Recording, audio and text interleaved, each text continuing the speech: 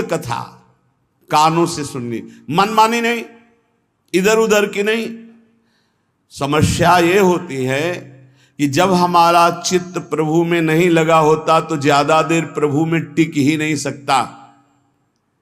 कोई किसी को पहचानना हो उसको बोलने दीजिए, चुप रहिए। प्रारंभ नोट कीजिए, मध्य नोट कीजिए और अंतिम नोट कीजिए। जिसका प्रारंभ मध्य और अंतिम जो निकले वो वही है। प्रारंभ से भगवत चर्चा, मध्य में भगवत चर्चा और विश्राम भगवत चर्चा, वो महाभागवत है। जिसका प्रारंभ भले हो भगवत चर्चा से माना, लेकिन घसीट गया बीच में भारी प्रपंच और विश्राम प्रपंच, वो स्थिति नहीं है भगवत चर्चा में स्थित। जिसका आदि मध्य अवसान प्रभु श्री हरि में ही है, प्रभु में ही है।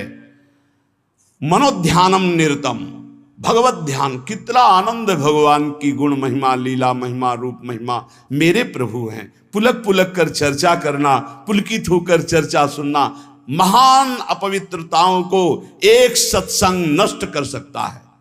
एक सत्संग, इसीलिए सत्संग की समानता किसी से नहीं की गई। व्रतांश यज्ञ छंदांश तीर्था नियमा यमा यथा वरुंधेत सत्संगा सर्वसंगो पहोहिमाम। समस्त संगों का त्याग कराकर भगवत आसक्ति प्रकट करने की जो सामर्थ्य संत संग में, वो किसी साधना में नहीं। अरे शीघ्रम शीघ्रम सुतधन कलत्रादि ममता प्रताने कालोयम नहीं बपुरिदम मृत्युनुगतम। समस्ता लभ्यानाम परमिदम अलभ्यम स्वकृपया भूय व्यक्तम वृंदा विपिन मधी वाति हठतः। अरे भाग जा, भाग जा, इस संसार के राग से भाग जा, सीधा वृंदावन की प्रिया प्रीतम की शरण ले ले। नहीं, ये राग पीस डालेगा। ये जो राग है ये द्वेष प्रकट करेगा। राग और द्वेष ये दो पलड़े ऐसे हैं, बड़े बड़ों को पीस देते हैं। चलती चक्की देख के दिया कबीरा रोए, दो पाटन के बीच में साबित बचा न कोई। राग द्वेष मान अपमान लाभ हानि जय पराजय सुख दुख जन्म मृत्यु पीस रहे चराचर जगत को। भाग, वो जो चक्की जहां से चल रही उसके सहारे पे पहुंच जाए। मामे वे प्रपद्यंते माया में ताम तरंतते। चलती चक्की देख के दिया कमाल ठठाए, रहा सहारे कील के तो बाल न बाका जाए। कील कौन है? इस संसार चक्र की कील कौन है? इन द्वंद्वों को निरंतर चलाने वाला कौन है? काल। और काल का भी स्वयं महाकाल वो प्रभु है, जो उसकी शरण में हो गया तो बाल न बाका जाए। सीम की चाप सके को तासु, बड़ रखवार रमापति जासु। इसलिए कह रहे हैं अरे शीघ्रम शीघ्रम, भाग भाग, संसार के राग से भाग। कौन कौन से संसार के राग है? कह रहे श्रुत धनम स्त्रीम कलत्रादि ममताम। स्त्री पुत्र मकान शरीर राग भोग धन संपत्ति नाना प्रकार की तृष्णाएं तुझे बांधकर व्यर्थ में समय नष्ट करा रहे। तो क्या करें, बाबा जी बन जाए क्या? नहीं, यहां ऐसा नहीं कह रहे। या करें अंतर से राग रहित होकर, जैसे जल में ही कमल का फूल उत्पन्न होता है लेकिन निर्लेप रहता है, ऐसे तू सारे परिवार को नाथ सकल संपदा तुम्हारी और मैं सेवक समेत सुत नारी। क्या चला जाएगा तुम्हारा?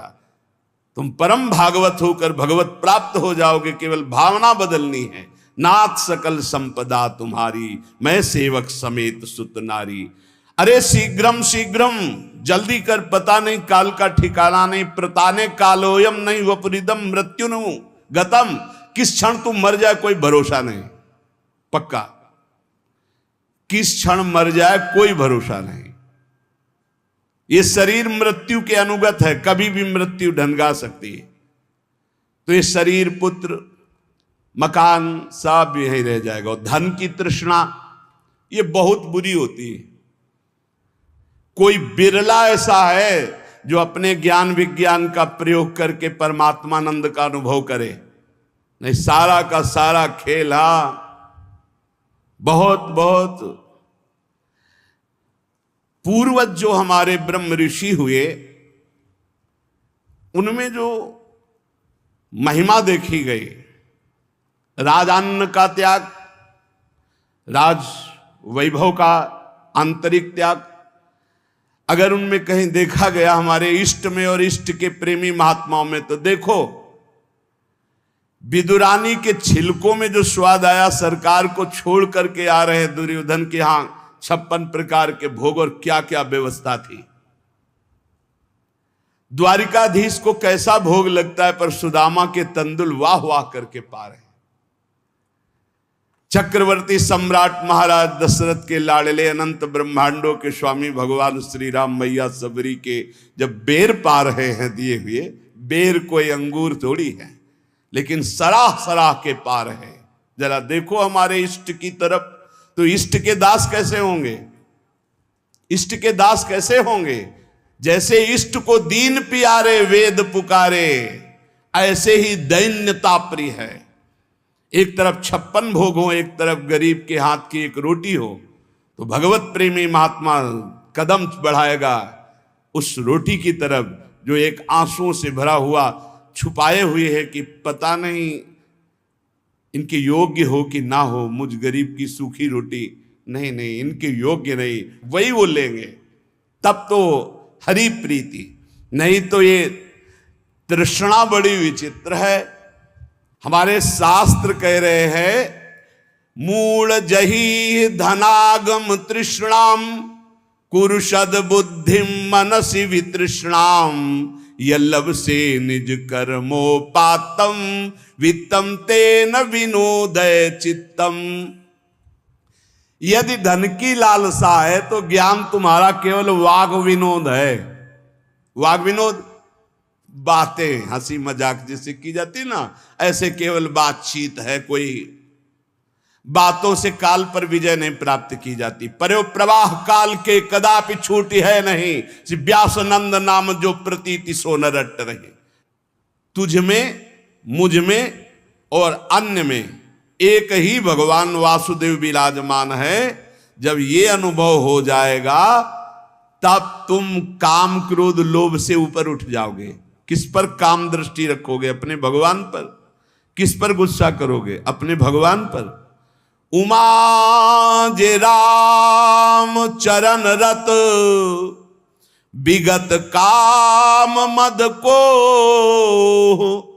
निज प्रभु में देखें जगत के ही सन करहीं विरोध। सब में अपना प्रभु, तो किससे विरोध करेगा? किससे काम भाव करेगा? इसलिए यदि भगवत प्राप्ति करना है तो क्रोध करना बंद कर दो। सहन करने वाला ही आत्मदर्शी होता है।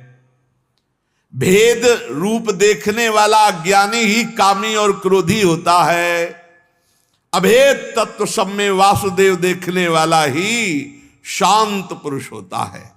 इसलिए हर समय तू गोविंद का भजन कर। प्राणायामम प्रत्याहारम नित्यानित्य विवेक विचारम जाप्य समेत समाधि विधानम कुर्ववधानम महदवधानम भज गोविंदम गोविंदम भज मूढ़ मते।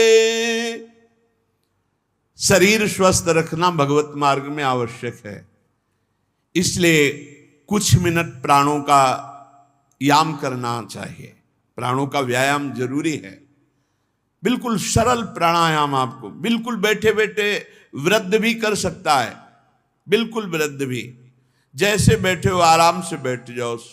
जैसे भी, ये सुखासन तो सब कोई बैठ सकता है, पलथी मार करके सुखासन बैठकर।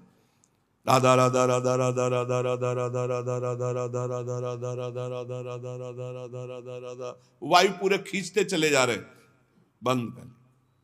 अब अंदर ही राधा राधा राधा राधा राधा राधा राधा राधा राधा राधा, बहुत जोर का प्राणायाम हो जाएगा, भजन भी हो जाएगा।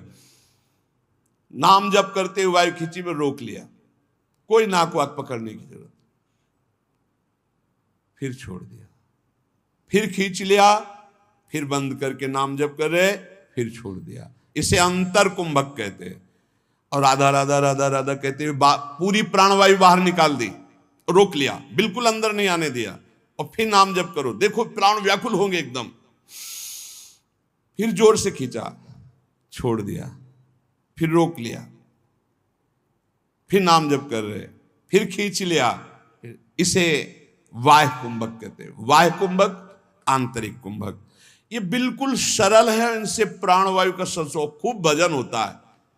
अधिक से अधिक नाम जप करते हुए खींच लिया, रोक लिया, फिर नाम जप कर रहे, फिर छोड़ रहे, नाम जप करते हुए, फिर खींच लिया, फिर रोक लिया, फिर छोड़ रहे, ऐसे छोड़ दिया, एकदम वायु निकाल दी, फिर रोक लिया, फिर खींच लिया, फिर छोड़ दिया। बाह्य और आंतरिक कुंभक आराम से बैठे बैठे, और 5-7 बार ऐसे जोर से दोनों नाक से खींचा, फिर बिना रोके छोड़ दिया।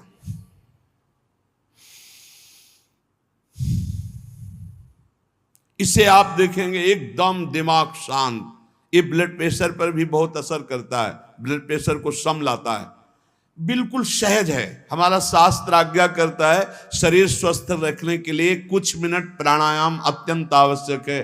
खुली वायु में, छत आदि में बैठ करके ऐसे शांत भाव से थोड़ी देर प्राणायाम। और फिर कह रहे प्रत्याहार, इंद्रियों का निर्विषय करना। अब शास्त्रीय पद्धति में तो चतुर्मास में लागू हो रहा है, आगे से भी चतुर्मास कल से लागू हो गया।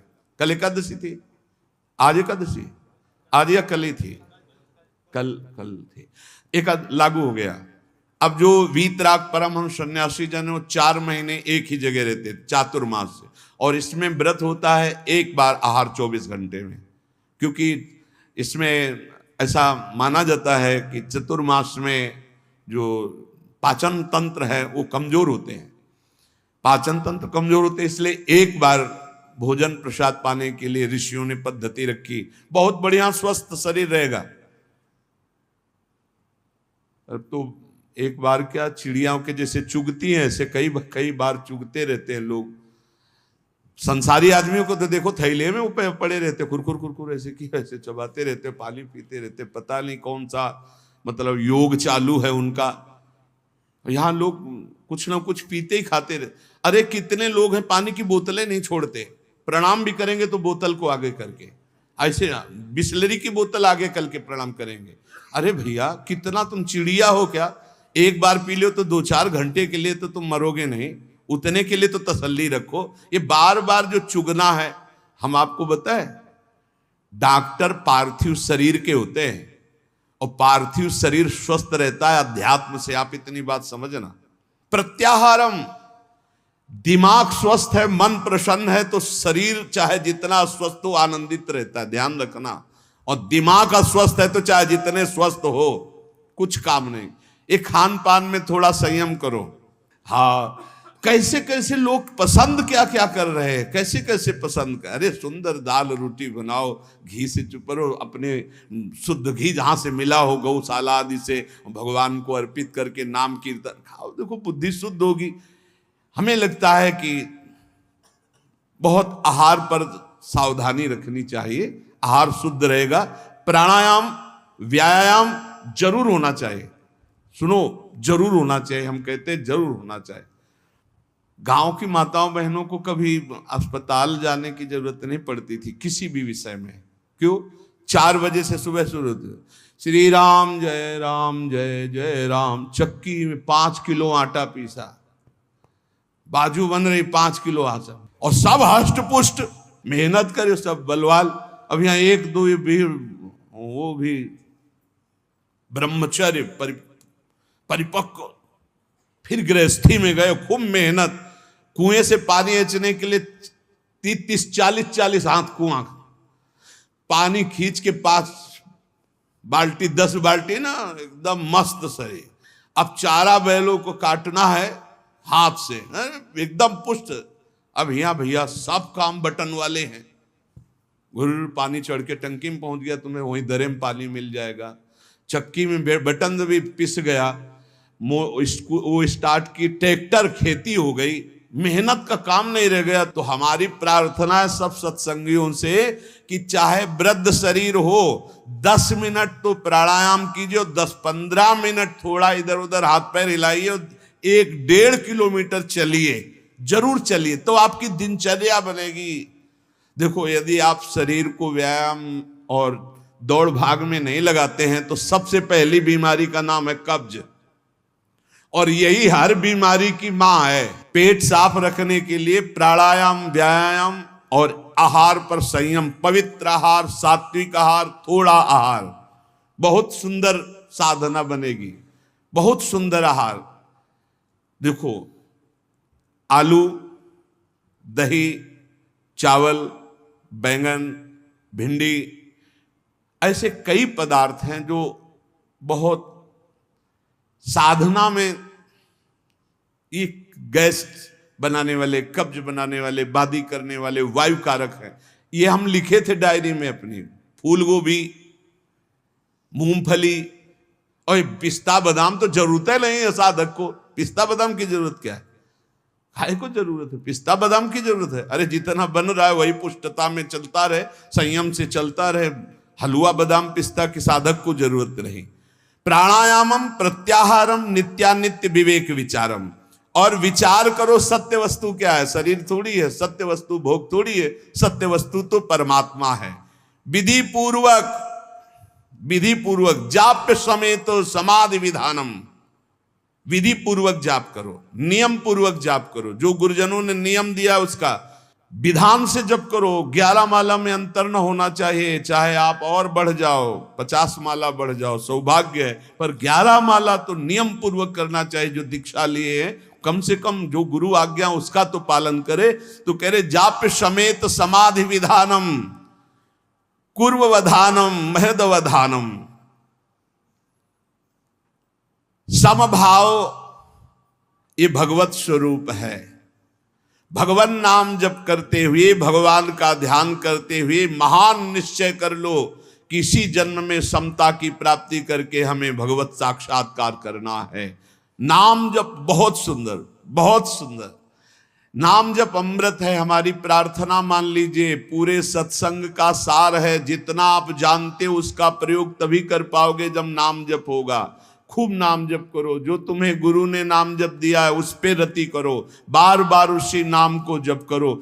जो नियम दिया उसका तो पूरा निर्वाह करो। इसके अलावा और लोभ, जैसे कंजूस आदमी हो, रुपये का प्रिय रखना वाला भाव हो तो ओवर टाइम करता है, ऐसे ओवर टाइम नाम जप करो। फिर देखो कैसा आनंद। अरे जब मंगल भवन भगवान प्रसन्न हो जाएंगे तो क्या चीज दुर्लभ रह जाएगी, सब कुछ प्राप्त हो जाएगा। इसलिए जीवन का सार, कहीं भी तुम्हारी आसक्ति राग ना होने पावे, निरंतर नाम जप करो और पापाचरण से बचने के लिए सत्संग सुनो, शास्त्र स्वाध्याय करो, गुरुजनों के वचनों पर ध्यान दो, तो तुम्हारी बुद्धि शुद्ध होगी। और वो शुद्ध बुद्धि दृढ़ निश्चयी तो पापाचरण बंद हो जाएगा।